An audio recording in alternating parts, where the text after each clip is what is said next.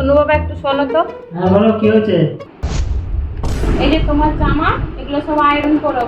নিজের জামা নিজে কি আয়রন করো? সব জামা পরে পরে ফেলে রাখবে, আয়রন করবেন। এগুলো সব কি আমি করবো?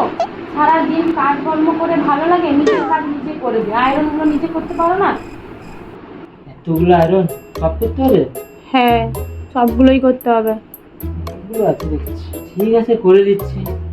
বলছো যখন সারাদিন কাজকর্ম করছো, রেস্ট স্যালারিও ঢুকেছে, ভাবছিলাম বাজার যাবো। অনেকদিন ধরে বলছিলাম না শাড়ি লিপস্টিক কিনবে, ভাবছিলাম আজকে যাবো, সন্ধ্যাবেলা একটু কিনে দেবো। এখন এতগুলো আয়রন করতে দিয়েছো, করেই দিই। সময় লাগবে, কি আর করা যাবে। পরের সপ্তাহে না যাবো রবিবারে, ঠিক আছে? পরের সপ্তাহে তুমি যেগুলো বলছিলে কিনে দেবো, তুমি এস না, ঠিক আছে? যখন দেবে বলছে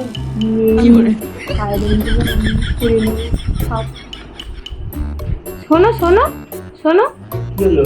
না, শোনো না। না বলো।